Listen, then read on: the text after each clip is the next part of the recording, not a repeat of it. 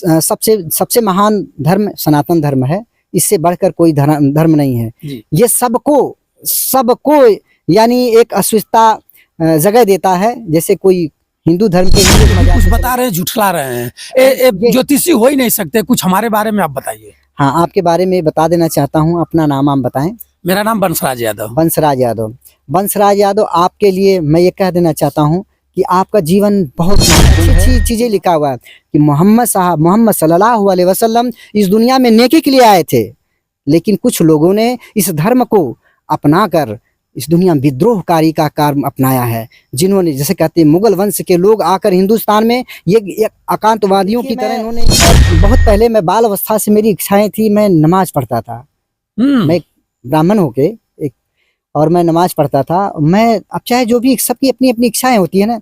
और नमाज में मैं देखिए, मैं सुबह में उठता था, फजर की नमाज पढ़ना, उसके बाद तुलिया की नमाज। ईश्वर है कहाँ? ईश्वर का मतलब हमारे जो नाक से सांस चल रहा है, यही ईश्वर है। जिस दिन ये बंद हो गया, ईश्वर हमसे विलुप्त हो गया। मैंने कहा ना कि अपनी पूजा और भक्तियों के अनुसार से जितने भी बाबा हों, साधु हों, जो भी हों, तो अपनी साधना के विपरीत में जो शक्ति अर्जित करते हैं, उसी द्वारा वो अपने साथियों, मैं बंसराज और आप देख रहे हैं अभिव्यक्ति भारत।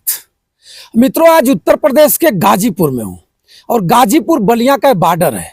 आप जान ही रहे हैं, आपको अच्छी तरह से पता है कि आज किसका दिन है।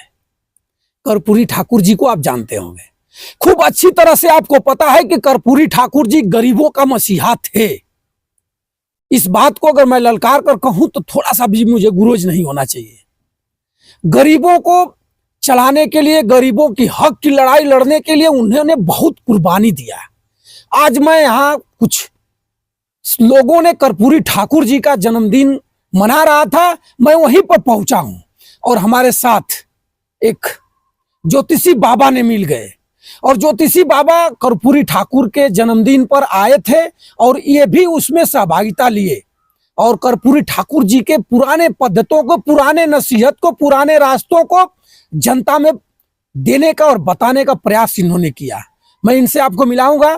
बाबा कहाँ से आए हुए हैं? बाबा इनको नहीं कहा जा सकता, एक तो तांत्रिक हैं, एक ज्योतिषी विद्या है इनके पास है, और बाबा आए हैं जौनपुर से। जौनपुर को आप अच्छी तरह से जानते हैं। जौनपुर वही जौनपुर जहां माँ शीतला धाम का माता जी हैं, वहीं बाबा रहते हैं। और शीतला धाम के बारे में आप अच्छी तरह से जानते हैं। शीतला धाम का कई गाना विजय लाल यादव गवैया कई शीतला माता के खूबियों को बताए हैं और उनके बारे में बताए हैं कि शीतला माँ कैसी हैं। वहीं से आए हुए हैं। आज इनसे मैं परिचय आपको आपके समक्ष रखूंगा और बाबा कुछ बताएंगे। बाबा क्या बताएंगे? ज्योतिषी हैं, ज्योतिषी के बारे में बताएंगे और कुछ नहीं बताएंगे। वो बाबा वो नहीं है जो ढेला बिक करके सोना मंगाते हैं और सोना बिक करके ढेला मंगाते हैं। बाबा वो नहीं है। बाबा तो बहुत हैं। बाबा तो एक और अयोध्या के भी बाबा हैं जो मुलायम सिंह, स्वर्गीय मुलायम सिंह के नाम पर बहुत कुछ कह चुके हैं। वैसे कुछ बाबा नहीं है, लेकिन आज चर्चा करूंगा। सादर प्रणाम। नमस्कार मित्रों, मैं संत श्री पंडित धर्म भारद्वाज जी महाराज, ब्रह्म ज्ञान ज्योतिषी, जौनपुर की धरती से आप सभी लोगों को प्रणाम करता हूँ। महाराज जी, आप जौनपुर की धरती से आज गाजीपुर में आप कैसे? कर्पूरी महाराज की जयंती के समारोह में हमारा दिल बहुत गदगद हुआ। यहाँ आकर बहुत खुशी मिली कि प्रभु ने ऐसे अच्छे अच्छे कार्य किए हैं जो समाज के लिए बहुत हितकारी है। इनकी गुणगान करना हमारे लिए बहुत कम है और इनकी जयंती में आकर हम बहुत गदगद हो गए और लोगों के साथ हमें कितनी खुशी मिली है। जी, आप ज्योतिषी भी हैं जी और जौनपुर माता जी के स्थान पर रहते हैं जी। और कैसे आप इस उम्र में आप ज्योतिषी कैसे बन गए? मैं बाल अवस्था से ही मेरा शौक था। कहते कि डॉक्टर जो अपनी पढ़ाई पढ़ता है तो वो अपनी स्ट्रगल के अनुसार से जितनी पढ़ाई लेता है तो उसी हिसाब से, चाहे MBBS हो, BMS हो और अन्य कोई प्रकार का जो भी डिग्री लिया हुआ है, उसी के आधार से उसको जाना जाता है। अगर वो MS है तो यानी उसको वो चीज अथॉरिटी है ऑपरेशन करने के लिए, तो उसी प्रकार से हमने भी स्ट्रगल किया है। कुछ हमने एस्ट्रोलॉजी किया हुआ है और BSMS की डिग्री अभी मैं पढ़ रहा हूँ। अभी आप पढ़ रहे हैं? हाँ जी, पढ़ रहा हूँ। अभी क्या, अब पढ़कर क्या करना है? अब तो बहुत कुछ आप बता रहे हैं। जो बैचलर आर्ट योगा के लिए ये पढ़ाई है और इसमें कहते हैं कि कुछ जो अपना क्वालिफाइड इंसान होता है तो उसी प्रकार से अच्छा कार्य करता है ना। और अनपढ़ की जो भांति होता है तो आदमी क्या दूसरे को बेवकूफ़ बनाना, फिर उसको ढेले को ये तमाम चीज़ को बेचना, जी ये भी तो अंधकार है। जी इंसान जैसा करेगा संसार में ही भोग के जाएगा। तो अच्छे कार्य करने के लिए इंसान को अच्छा ही उसको सोचना ही पड़ेगा। और मैंने बाल अवस्था से ही अपने जीवन में बहुत संघर्ष किया है। जी और इस कार्य के लिए मैंने कहा ना कि अपनी पूजा और भक्तियों के अनुसार से जितने भी बाबा हों, साधु हों, जो भी हों, तो अपनी साधना के विपरीत में जो शक्ति अर्जित करते हैं उसी द्वारा वो अपने चल चरित्र को जाने जाते हैं। वो स्वयं भगवान नहीं होते। भगवान तो इस संसार की सारी सृष्टि का रचनात्मक है। कहते हैं कि ईश्वर है कहाँ? ईश्वर का मतलब हमारे जो नाक से सांस चल रहा है यही ईश्वर है। जिस दिन ये बंद हो गया ईश्वर हमसे विलुप्त हो गया। और कुछ चीज़ें अगर बुरा ना लगे तो पूरा विधान से आपको बताएं कि ये जो पूरी धरातल है और ये आकाश, ये ईश्वर ने ऐसे फैला के रखा हुआ है कि कहते हैं कि कुरान मजीद का मैंने भी पारा भी कुछ पढ़ा है, जी मुझे नॉलेज है, अगर बुरा ना लगे तो कहें हम। बताइए बताइए। हाँ, मैंने देखिए मैं बहुत पहले मैं बाल अवस्था से मेरी इच्छाएं थी, मैं नमाज पढ़ता था। मैं एक ब्राह्मण होके एक और मैं नमाज पढ़ता था। मैं अब चाहे जो भी सबकी अपनी अपनी इच्छाएं होती है ना। और नमाज में मैं देखिए मैं सुबह में उठता था, फजर की नमाज पढ़ना, उसके बाद तुलिया आफ्ताब की नमाज पढ़ना, फिर दोपहर का होगा जलाले आफ्ताब का नमाज पढ़ना, फिर मैंने जोहर का नमाज पढ़ना, जोहर के असर और मगरिब ईशा, फिर तहज्जुद का भी नमाज पढ़ता था। महाराज जी आपको रोकना चाहूंगा मैं। हाँ, आप लाइव बता रहे हैं कि मैं नमाज भी पढ़ा हूं और नमाज पढ़ना आप अच्छा सिस्टम भी बता रहे हैं। मैंने कुछ बाबा लोग जब देखेंगे तो आपको अपने टीम से निकाल देंगे। हाँ नहीं, मैं ये बताना चाहता हूँ, मैंने धर्म को नहीं खोजना चाहा, जात को नहीं खोजना, मैं ईश्वर को खोज रहा था। आखिर वो है कहाँ? मैं मुसलमान की जो मुस्लिम पुस्तक है उस पुस्तकों में भी ईश्वर को खोजने की प्रयास किया। और मैंने वो कर्म करके भी देखा, गुरुद्वारे में भी जाके गुरु ग्रंथों को भी पढ़ा, उसमें भी मैंने बाइबल को भी खोजा, अपने वेद में उसको भी खोजा। अब ये पूछे कि सबसे महान धर्म कौन है? जी ये पूछना मैं चाह रहा था कि सबसे महान आप चारों तरफ भटक चुके हैं, अब आप अस्थाई हैं। अब किसमें कौन सा क्या गुण मिला? सबसे महान धर्म सनातन धर्म है। इससे बढ़कर कोई धर्म नहीं है। ये सबको यानी एक अस्वस्थता जगह देता है। जैसे कोई हिंदू धर्म के ही लोग मजार पे चले जाते हैं, मंदिरों में चले जाते हैं, क्यों? उन्हें जानते हैं कि ये इसमें ईश्वर बैठा है। ये भेदभाव नहीं करते कि इसमें ये मुसलमान बैठा है, इसमें ये सिख बैठा है, इसमें ईसाई बैठा है, ऐसा कुछ नहीं। सबसे बड़ी महान ये सनातन धर्म है, इसलिए उसको जगह देते हैं।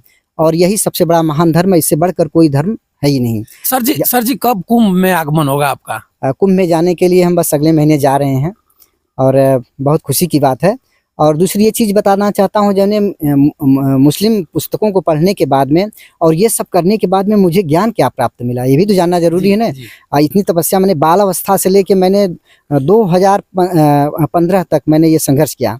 और ये जब मैं नमाज़ पढ़ा, अटाला मस्जिद भी नमाज में पढ़ा हूँ, कई बार गया हूँ। तो जब मैं नमाज़ पढ़ने के लिए, मेरी सारी नमाज छूट गई थी ये जुमा की, तो मैंने कहा कि कहीं जुमा, किसी से पूछा मैं जुमा की नमाज कहीं बैठेगी, तो एक ने कहा कि अभी किला में है। तो जब मैं किला में गया तो किला में पढ़ा तो जरूर, लेकिन मुझे आश्चर्यचकित हो गया। मैं कहने ये कि मैं क्या कर रहा हूँ, कोई मुझे गुमराह तो नहीं कर रहा है, कोई ऐसी आत्मा तो नहीं है, कोई मृत ऐसा कोई देवता तो नहीं है जो मुझे ऐसा करा रहा है। मेरा धर्म तो, मैं हिंदुत्व में पैदा हूँ, फिर मैं ऐसा क्यों कर रहा हूँ? फिर भी मैंने अपने आप को दिन रात ऐसे सोचते से, फिर अगले शुक्रवार को आया, फिर पढ़ा। मैंने कहा ये सबसे बड़ा मुझसे पाप हो रहा है। यानी पूजा पाठ करना कोई गुनाह नहीं है, लेकिन अपने धर्म में रहकर सारी चीज़ को प्राप्त करना ये सबसे बड़ा धर्म होता है। तो मैंने आज तक वो सब छोड़ दिया है, लेकिन उनकी किताबों में भी कुछ अच्छी चीज़ मैंने पढ़ा है ना। मैं उनका कोई गलत कोई निर्णय नहीं लूँगा या गलत उनका कोई बदनामी नहीं करूँगा, लेकिन उनकी किताब में अच्छी अच्छी चीज़ें लिखा हुआ है कि मोहम्मद सल्लल्लाहु अलैहि वसल्लम इस दुनिया में नेकी के लिए आए थे, लेकिन कुछ लोगों ने इस धर्म को अपना कर इस दुनिया में विद्रोहकारी का कार्य अपनाया है। जिन्होंने, जैसे कहते हैं, मुगल वंश के लोग आकर हिंदुस्तान में ये आकांतवादियों की तरह इन्होंने इस परिणाम दिया इस हिंदुस्तान में। लेकिन इस कुरान मजीद के कोई पारे में ऐसा नहीं लिखा, ऐसा कुछ भी नहीं लिखा कि तुम किसी का गला काटो, किसी की बहन बेटी का बलात्कार करो या उसके साथ ऐसा करो और धर्म को परिवर्तित करो। ऐसा कभी वेद में लिखा है नहीं, किसी वेद में नहीं लिखा है, चाहे हमारी चारों वेद हो चाहे उस वेद में हो। किसी में वेद में नहीं लिखा, उसमें अच्छी चीजें लिखा है। उसमें लिखा है कि आयतल कुर्सी में कहते अल्लाहु ला इलाहा इल्लल्लाहु, यानी आयतल कुर्सी का ये शब्द है। उसमें माफी चाहूंगा, मैं पूरा पढ़ूंगा नहीं, क्षमा चाहता हूँ। उसमें लिखा है कि अल्लाह ने इस धरती को, आसमान को, इस धरती को एक बिछौने नुमा फैला दिया, आकाश को एक अंबर के नुमा जैसे कहते हैं तंबू की तरह तान दिया, और ये आकाश 7 परतों के बीचों बीच बिछी पड़ी है, और उसके बीचों बीच में एक कुर्सी ऐसी बिछा के बैठा हुआ है, और वो सबको देखता है। कहते हैं कि जिस जमीन के जर्रे जर्रे में वो देखता है, और जिस कीड़े को हम देख नहीं सकते, जैसे आप नीचे बैठे हैं, इस जमीन के नीचे कितने कीड़े हैं हम नहीं देख सकते हैं। हमारी आंखें, हमारी सूक्ष्म जो ये यंत्र वो भी नहीं देख पाएंगे, लेकिन ईश्वर देखता है, उसको खिलाता जिलाता है, इसलिए ईश्वर महान है। सर जी, कैसे आप ज्योतिषी विद्या में किसी के भावना को समझ जाते हैं, किसी के भावना को बता देते हैं, किसी की जन्म कुंडली को आप शुद्ध रूप से रख देते हैं, क्या क्या समीकरण है इसका? इसके लिए सब वही अपनी जो कहते हैं ना कि इंसान अपने तपस्या से हर चीज को अर्जित करता है। डॉक्टर एक पढ़ाई से अपना सब कुछ अर्जित करके तो डॉक्टर बनता है। वो कुछ अपने आप से नहीं बन पाएगा। जब तो अपने पढ़ाई पढ़ा है, तो मैंने अध्यात्म ज्ञान के अनुसार से ये चीज़ पढ़ा है मैंने। हाँ, ये कोई अंधकार नहीं है, और इसे मतलब जुटलाया भी नहीं जा सकता, क्योंकि ये चीज़ पाने के लिए इंसान को खूब कठिन तपस्या करना पड़ता है। मैं अपने यहाँ जमनी माता के स्थान से लेटते हुए 12 वर्ष तक चौकिया धाम गया हूँ। लेटते कम से कम 35 किलोमीटर की दूरी पे है। मैं 4 दिन की यात्रा पूरी करता था, और अकेले ही। और उस माया नगरी की महामाया ने या तमाम ऐसे किसी ने मेरा कोई साथ नहीं दिया इन वर्षों में। मैं अकेले ही मस्त मौला होते चला गया, और खुश था मैं। सर जी, राज क्या है कि माताजी के दरबार में और इस उम्र में जी आप माताजी पर समर्पित हैं? वजह क्या है? बस मेरा अध्यात्म ज्ञान होने का कारण यही है कि माता ने मुझे ब्रह्म ज्ञान का नाम देकर मुझे बहुत प्रसन्न किया है कि संसार में किसी के लिए अच्छा कार्य करके दिखाऊं, भला करके दिखाऊं। जो बीमार हैं, जो परेशान हैं, कुछ ऐसी अवस्था में हैं कि उनकी अवस्थाओं में बहुत से लोग अपने रोग और बीमारियों को लेके, भय और बीमारियों को लेके जूझ रहे हैं। उनके लिए सहाय के लिए ना उनके पास पैसा है, ना ही उनके पास किसी प्रकार का आर्थिक संजोग है, ना ही किसी की सहायता है, और वो रोग कटने का कोई नाम ही नहीं लेता। किन कारणों से है, तो उस चीज उपचार के लिए मैं उसका विधान लोग जो कैमरे में देखेंगे, वीडियो में आपको देखेंगे, कहेंगे कि बाबा जो भी कुछ बता रहे हैं झुठला रहे हैं, ज्योतिषी हो ही नहीं सकते। कुछ हमारे बारे में आप बताइए। हाँ, आपके बारे में बता देना चाहता हूँ। अपना नाम आप बताएं। मेरा नाम बंसराज यादव। बंसराज यादव। बंसराज यादव, आपके लिए मैं ये कह देना चाहता हूँ कि आपका जीवन बहुत महत्वपूर्ण है। इन महत्वपूर्ण योजनाओं के साथ साथ आपका जीवन भ्रमण बहुत करेगा, और आपके जीवन में आर्थिक संकटें तो बहुत सी आई गई हैं, लेकिन आने वाला समय आपका बहुत अच्छा होगा। इसकी तृप्ति का कारण जो है, आपके पितृ दृष्टियों के कारण से ये समस्याएं हो रही हैं। तो थोड़ा सा अपने पितरों की दृष्टि के लिए कुछ उपचार अगर माता पिता द्वारा या घर परिवार को मिलकर कर लेते हैं, तो आपका जीवन बहुत अच्छा संजोग बनेगा। इसका मेन यही कारण होता है कि भूत प्रेत या कोई चीज़ों को तो किसी ने देखा नहीं है।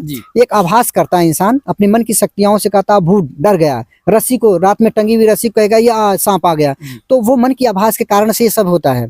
जब आप अपने मन को आप कमजोर करेंगे, तो भूत प्रेत या तमाम ऐसी चीज़ें आपको स्वयं दिखने लग जाएंगी। अपने मन को एक ऐसे आवश्यकता पे लाइए कि जिसे आपको दृढ़ विश्वास हो कि भूत प्रेत अपनी जगह, जो अपने अपने कार्य के लिए सब लोग हैं, जो जिस कार्य के लिए मैं आया हूँ उस कार्य का मेरा करना धर्म बनता है। लेकिन महाराज जी, इस चीज से मैं डरता भी नहीं हूँ, और निभरक होकर के कोई भी कार्य मैं डायरेक्ट करता हूँ। आपका ऐसा कोई नहीं है, लेकिन कारणवश जो चीज आपके पितरों की दृष्टि के कारण से है, वो थोड़ी सा संजोग बनाता है, जिससे आर्थिक समस्याओं का झिलम झिल होना, ये पितरों की दृष्टि के कारण होता है ना। ये लोग कहते हैं कि मेरा तर्पण करो, मेरा विधान करो। जब से कोई कार्य आप करने, जैसे कोई आप फैक्ट्री खोले या कोई बहुत बड़ा व्यापार खोले, वहीं चलते चलते आपका ठप हो जाना, तो ठप हो जाने का कारण कोई भूत लोग, तमाम प्रकार का लोगों को कहते हैं ना कि किसी ने जादू करा दिया, किसी ने टोना करा दिया, पर ऐसा कुछ नहीं होता। उसका मेन कारण यही है कि उसका मेन कारण यही होता है कि उसके पितरों की दृष्टि है। वो चाहते हैं कि मेरा विधान करो, मेरा तर्पण करो, मुझे भी संतुष्ट करो। तो जब आप संतुष्ट नहीं करते हो, तो वो आपको अपने आप परेशान कर देते हैं। मेन यही कारण होता है। सर जी, हमारे जीवन में पिछले जीवन में क्या था, और अब आने वाले समय में कुछ नया कुछ होगा, या इसी तरह माइक लेकर के घूमते रहेंगे? नहीं, जीवन में आपका अच्छा जीवन, आपका उतार चढ़ाव में होता है, लेकिन आने वाला समय आपका ईश्वर कृपा से बहुत अच्छा गुजरेगा। और लोगों की मित्रता और घनिष्ठता, आपका जितना दूर दराज तक लोगों का मिलना जुलना, यहाँ तक देश से विदेश तक भी यात्राएं आपकी होंगी और आपका जीवन कठिन नहीं है, कठिन जो था वो निकल गया है। अब आने वाला समय आपके लिए बहुत अच्छा है। संपर्क करने के लिए या तो जौनपुर आए या हमें फोन भी कर सकते हैं। जी, नंबर 9415 92 86 13 यानी 9415 92 86 13 आपका मोबाइल नंबर है। मोबाइल मित्रों देखिए, महाराज जी बता रहे हैं, महाराज जी एक ज्योतिषी हैं और महाराज जी बता रहे हैं कि मेरा नंबर है 9415 92 86 13। 92 86 13। इस नंबर पर आप संपर्क करिएगा। और जो जौनपुर के लोग होंगे, मेरे वीडियो को देखते होंगे, जौनपुर शीतला माता के मंदिर पर आप जाइएगा, महाराज जी मिल जाएंगे, आपके बारे में कुछ बताएंगे, आपके संकट के बारे में बताएंगे।